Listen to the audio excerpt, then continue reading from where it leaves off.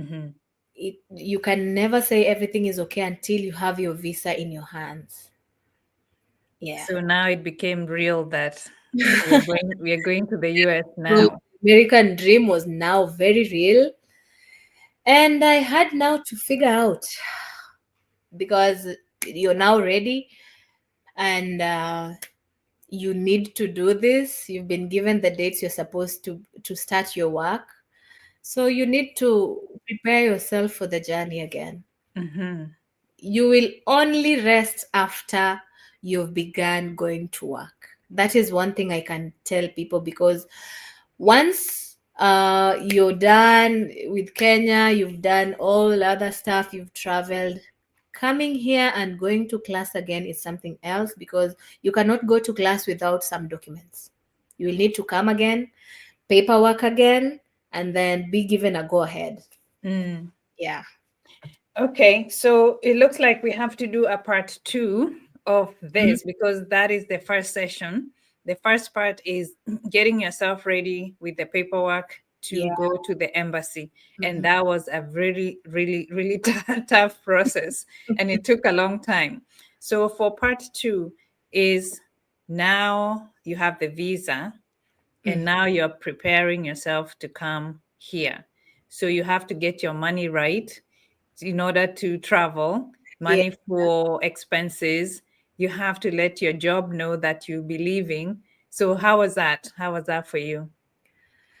So for me, the journey is not always so easy, because you're like, okay, now this is what I'm getting myself into. So the first thing I did was, actually, for my case, I came to the United States where I was on maternity leave. So Okay, that Mhm. worked. so my plans were not so tough, Okay. because I just came, and after I came here and after my maternity leave was done, that is when now I notified them that I'm not coming back. So did you bring the kids? Because So I'm assuming the baby is like really small at that time. she is, but I've not brought her yet. But the visa I came with allows me to come with my family. So the time I was coming, I could not come with them yet, Okay. because I really needed to come and settle down, do a few things here and there, navigate some of the things, the system, and then once I'm good, now I can just bring them. But the visa I came with, I think both the visas, the J1 and the H1B, allow you to come with your family. Family. Yeah. Okay. hmm Because Okay. one thing I love about United States, they really love anything to do with family. So anything to do with family, they will always put it as a priority. So when it comes to bringing your family, that is okay. For both visas that are bringing teachers, you can bring your family. Question about the host. Is that one of the requirements when you go for the visa interview? Did they ask you where you're going to live? So before you travel, let me talk about the agency I came with, the IAG. Mhm. The IAG are so good, because they will always prepare you before you leave Kenya, Mhm. any other place you're coming from.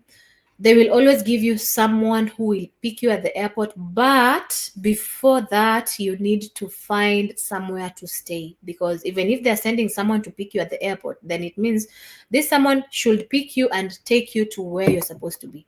Mhm. So what I did for myself, I had to get into some site. The IAG gave us some site, and they were like, "You can have a look at this site. It will help you to get a house or a room for you to just come, and then once you're here, you can look for something that will work best for you." Okay. So I looked for a room, and this room, I rented a room inside someone's house. Okay. Just for a start, I rented a room inside someone's house, because you cannot just rent a house yet you're not here physically. You've not even shown anything that shows you're going to pay the rent. Mhm. So I began from there. I rented the room, and so I was picked from the airport, taken to my where I had the room, and then this person was assigned to me for 3 days. So for these 3 days, this person was supposed to show me the stores. Which person? The person that picked you up? Yeah, the eye Okay. agent will always give you someone to guide you. Mhm. So this person is that person who should show you around. They should take you to the store. They should, if you're a church person like myself, they show you where a church is. They take you to the school where you're supposed to be, and then they will take you to the school district. They introduce you to the school district and say, hey, now this is the person you guys interviewed, and she is now here. Okay. So the district will do the paperwork for you, because you will need a lot. In the United States, we have a lot of paperwork, Yeah, yeah. lots and lots of paperwork. Myself, I signed papers that even if you ask me now what I signed, I Even didn't know. don't even wait till you buy a house, you'll see. The paperwork is like this much. Ooh, the Mhm. paperwork. Mhm. It's worth it. Yeah. So they will show you around. They will help you apply for your social security. They will help you apply for a bank account and open an account. They will help you in doing the background check, because once you're here again, they have to do a background check for you before you can even go to class. Mhm. And you will also need a certification. Of course, it varies from state to state. So me myself, I'm in West Virginia, in Martinsburg City, Mhm. and I was certified as a teacher in West Virginia. So I was given a certification for West Virginia. So Mhm. that is what qualified me to go to school. Yeah. So first day in the US. First of all, first day in the US and then first day in your school. First day in the US. So first day uh was a bit challenging for me, because the jet lag hit me so badly. Mhm. It really hit me so badly, but I was so excited because I was just coming from my first ever flight. That was my first ever flight, and it was a very long flight. Yes. So you're like, oh, now I'm in a new country. I don't know what to expect, but again, I'm so excited that I'm doing something different. So I came in, and boom, now I'm ready to go to class.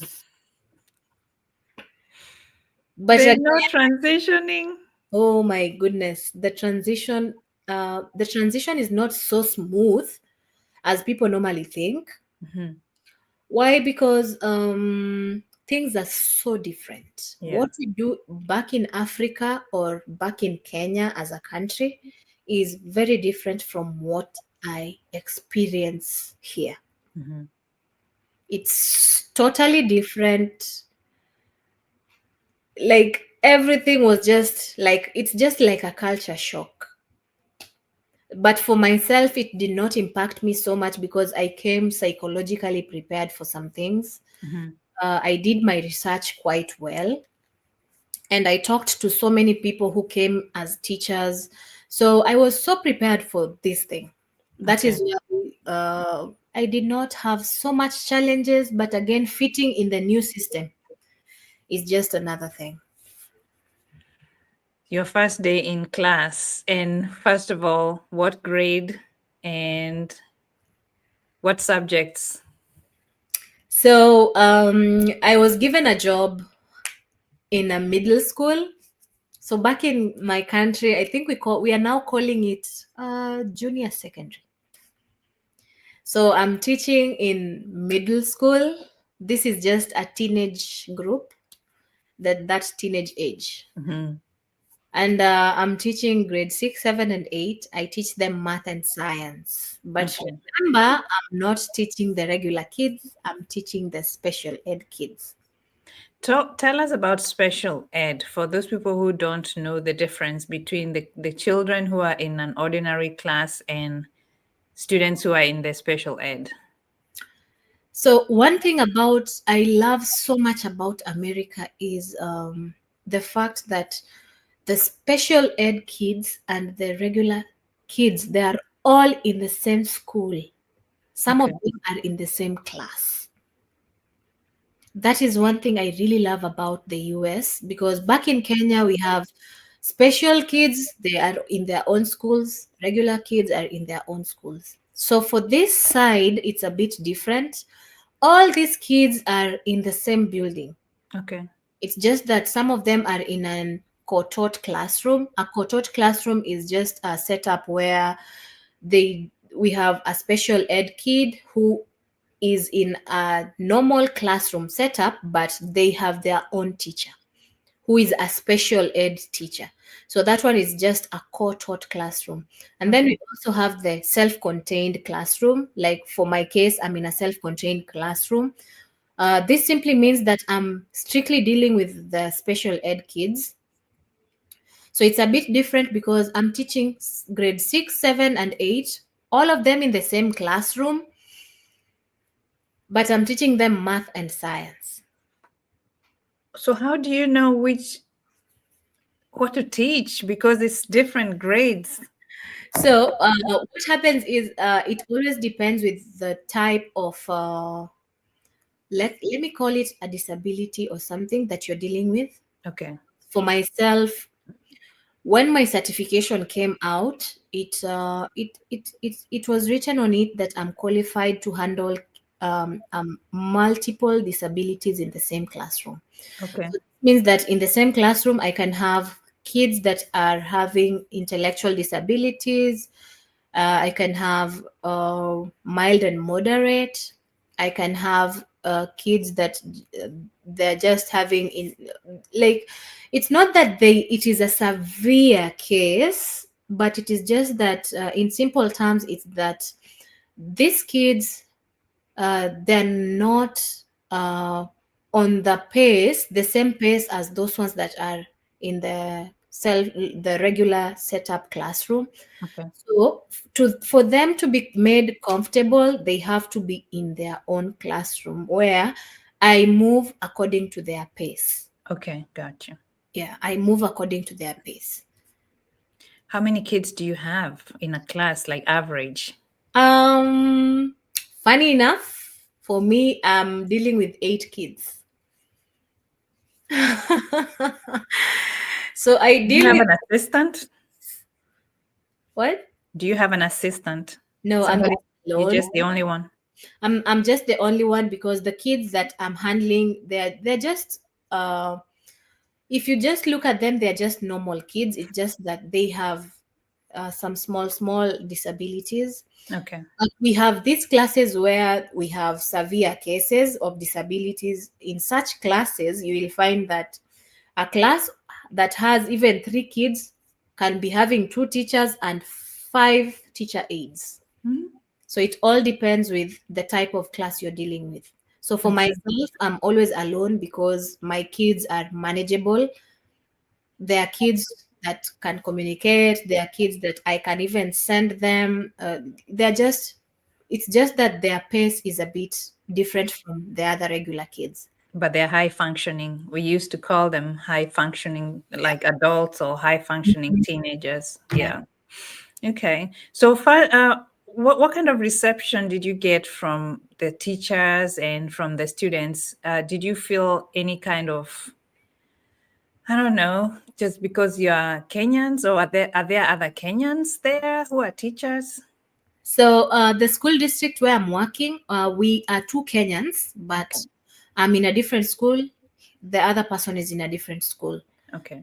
but we are just in the same district. Like back in Kenya, I can compare that to a sub county, where a sub county has so many schools. So here we Okay. call them the district. So this district employed me and another Kenyan.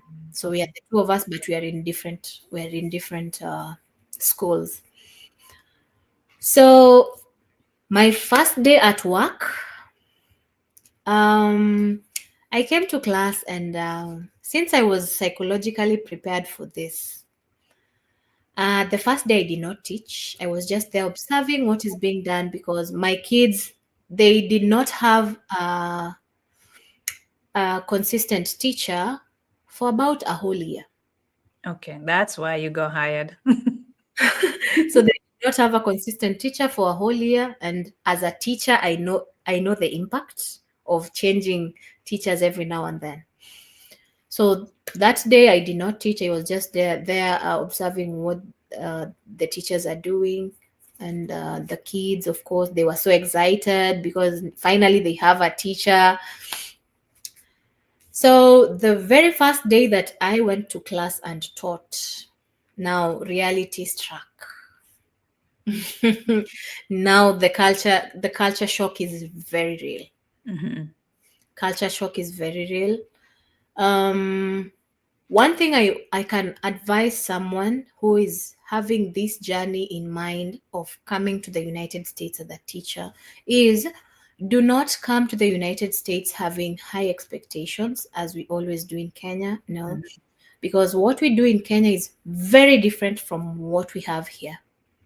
You might be in Kenya and then you're like, I am this teacher who I will just stand at the corridor and say, why are you walking and you're supposed to be running? And they will listen. But here you cannot do that. So we are in a very different world. So you just have to go with the wind. The culture shock will just be there for some time until now you do your complete transition. So the kids that myself I'm handling, that they are quite good. I love them, but trust you me, I have 8 kids, but by the time I go to the house in the evening, me and someone who had 100 kids, we are just Same the same. WhatsApp group. We are just the same. Why? Yeah. Why do they say that? Because things are so different in a classroom setup here in the United States, and you normally have to tread carefully. You need to tread carefully in terms of the language you use in class, in terms of the discipline in class, in terms of the class management. Mm-hmm. So one thing I learned is if you're a new teacher, you need to create a rapport with your kids, because these are the kids you will be having every day for a whole academic year. That's 10 months. Mm-hmm. Have them every single day. So create a rapport with your kids, and then let build trust between each other. And what does this mean? This simply means that if you say that, for example, Lavinia, do not be doing this in my classroom, stick to it. Mm-hmm. It's a no, let it be a no. If it's a yes, let it be a yes. Mm-hmm. Do not say no today and then tomorrow the same thing happens and then you say a yes. You have to be so consistent in the rules that you have in your classroom. And once you're consistent, the kids will just respect you. It will just flow. I know it's very hard, it's very tough, but that is one of the tricks myself has worked for me. And I always look forward to going to school because I know I have kids. To some point, we just sit down and just make stories and ask them, how was your weekend? What did you do? Blah, blah, blah, blah. So why? Because we build that trust and they know that if I do this, mwalimu atakasirika. If I do this, the teacher will just be comfortable. So they know we have limits and we have Mm-hmm. boundaries. Mm-hmm. That really worked for me so well, and I can say it's also working for me. It's still working for me, and anytime I have a friend or something coming to me sharing their experiences, I will always tell them, now do this, try this and see if it works. If it does not work, we can try a different thing, of course. So it's Wow. always it's a good it's a good experience because you're just trying to explore. But again, as you're exploring, you need to learn. Along the way, you're learning a lot because you will need to learn to fit in the new system. Remember, you're coming to US from a different country that had a different culture, and what we had here is very different. It's a very Mhm. different culture.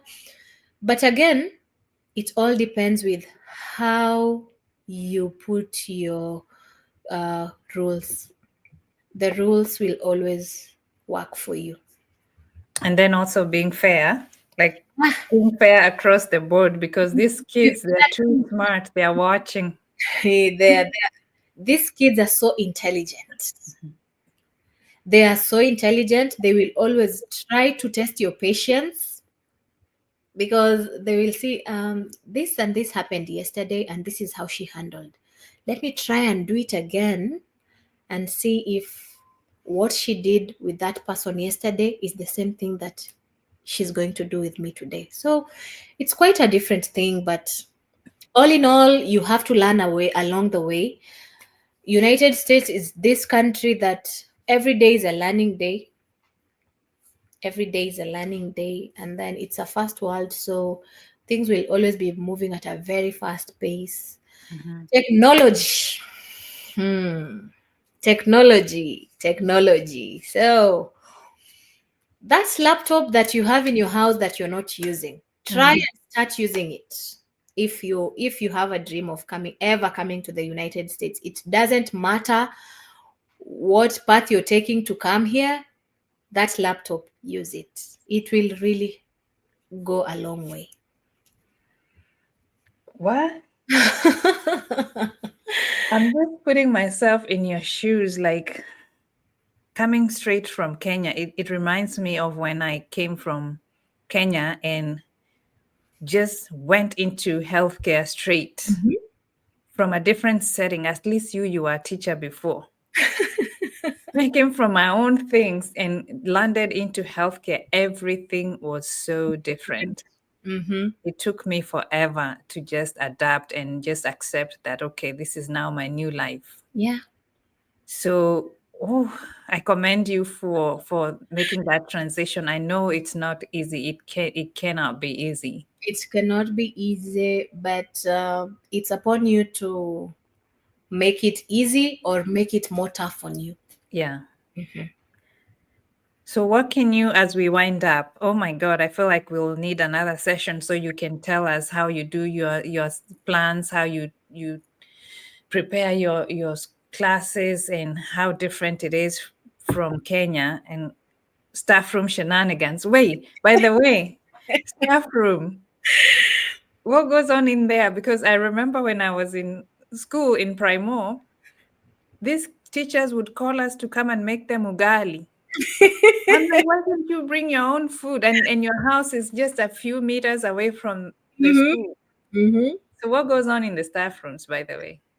That one is also another culture shock because this is one of the countries where everyone is minding their own business.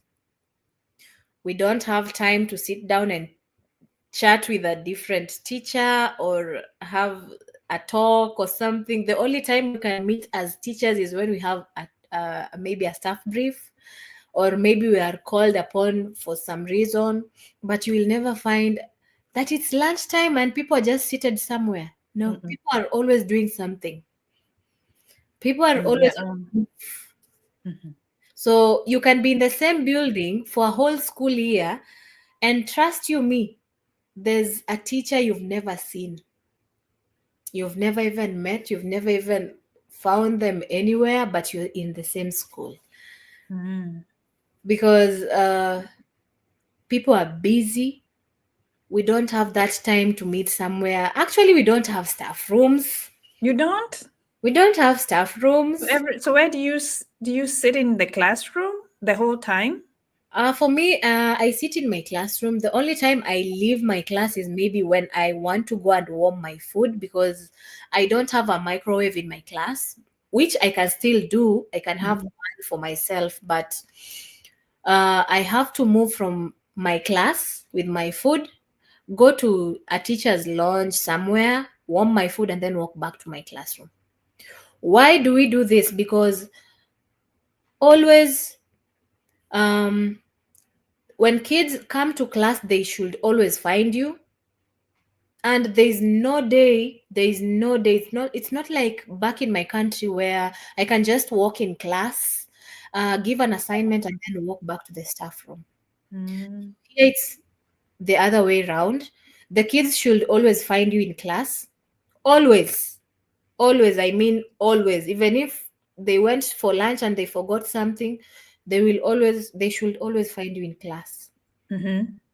And then when the kids are in class, you should never leave them alone. Okay. You cannot even use the bathroom and leave the kids alone. You have to find someone to come in and be with them. You go to the bathroom and then you come back and release that person. Mm-hmm. Kids should never be left alone. Another thing that was kind of a shock for me was, um, when you're having your kids in the class, Mm-hmm. door should always be locked from outside. Hmm?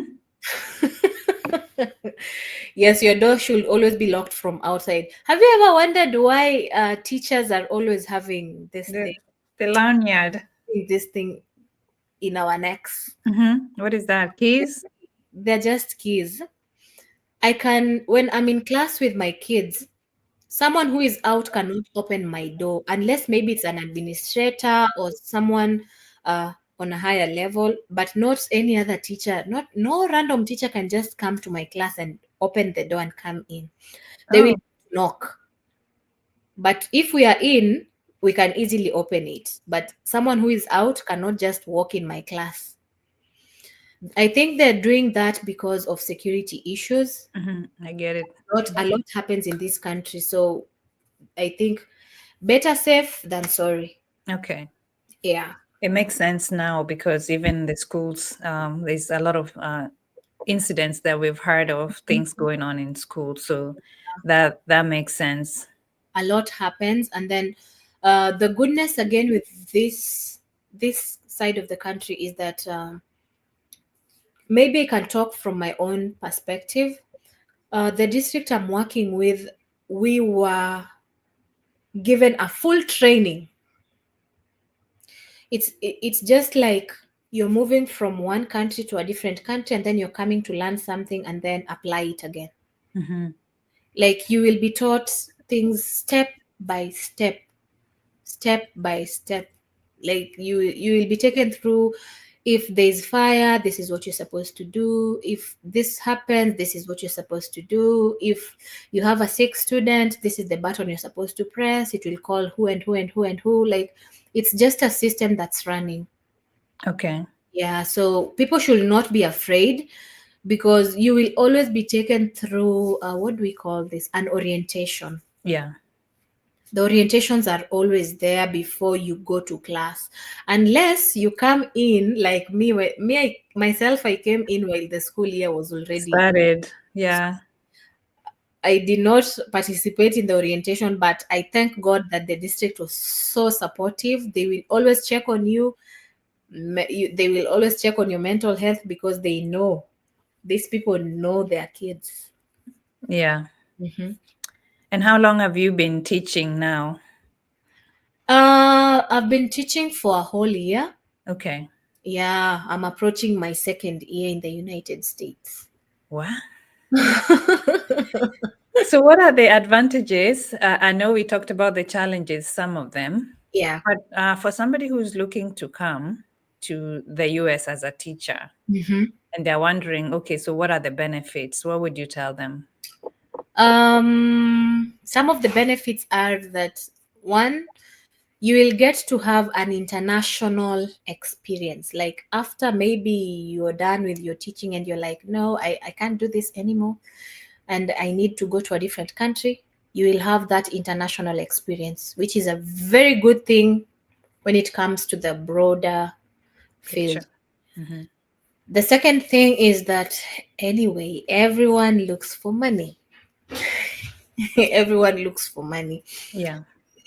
So if I compare what I was getting back in my country with Hmm. what I'm getting now, it's worth it. Yeah. In as much as it has its own challenges, but it's worth it. Good. Yeah. What plans do you have? Do you want to stay here a little longer, or does it depend on your visa?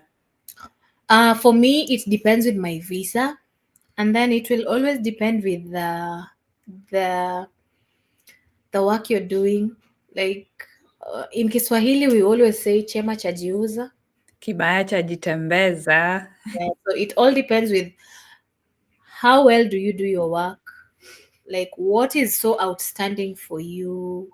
Uh, how are you relating with people at your workplace, because all these reports are always given to the school district. So Hmm. if they feel like, oh, we need this person to still be here with us, so they will always be there.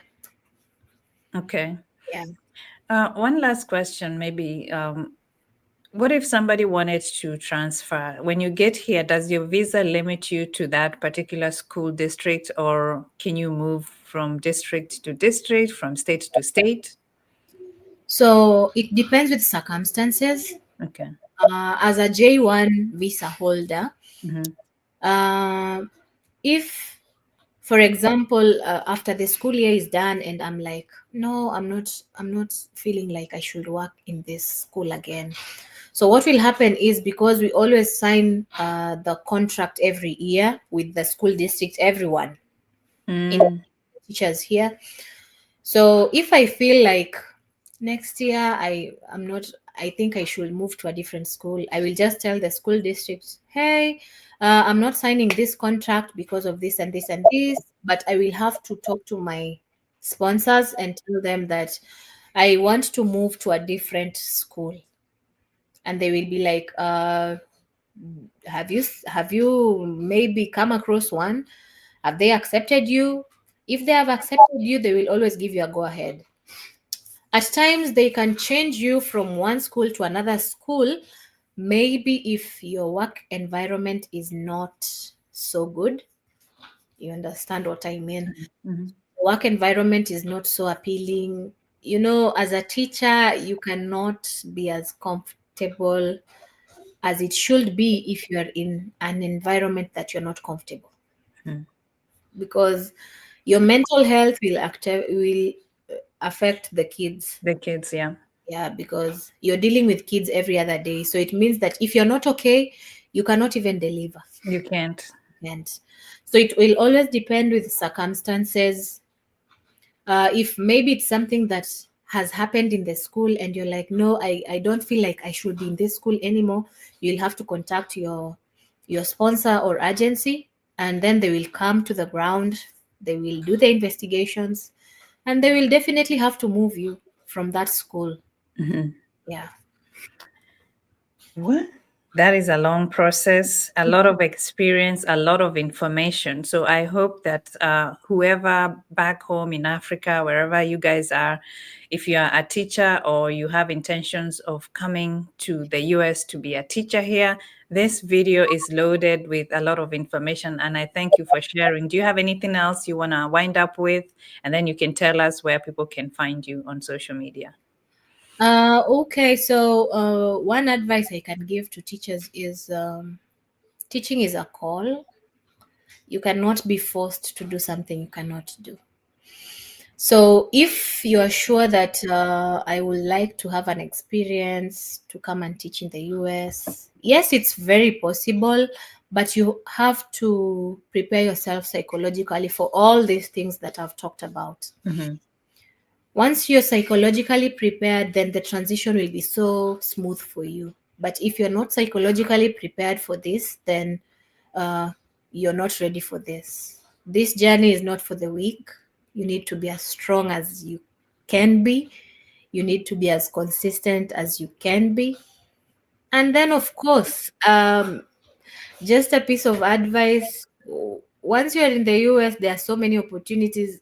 It's not that I'm saying you come to the US and then you move from your teaching. No, there are always opportunities of you going back to school, Mhm. doing something. Like you will just have to find a way of moving yourself from one step to the next step. Do not just come here and then just be comfortable where you are. Just find something to move. Like, even if after those 5 years you'll be like, no, I'm now tired, let me go back home. You will sit back and say, even if I'm going back home, at least I did something to myself. Yeah. Yeah. Social media handles. Are you on social media? I know you're on TikTok because I've been on your live. Oh, yeah. So you can find me on TikTok. That is the only place I've been doing these explanations about the whole process thing. On my TikTok, I go by the name Mel, Mel, Mel, and then it has a Kenyan flag. So that is the only social media platform that I have. But in the near future, I'm planning to come up with a YouTube channel Yes, where girl. I'll be talking about all this journey. It's not an easy journey, but it's a worth it journey. So I'll talk about it with the help of Lucy. I'll come up with something, and then we'll keep on learning and getting these things in place.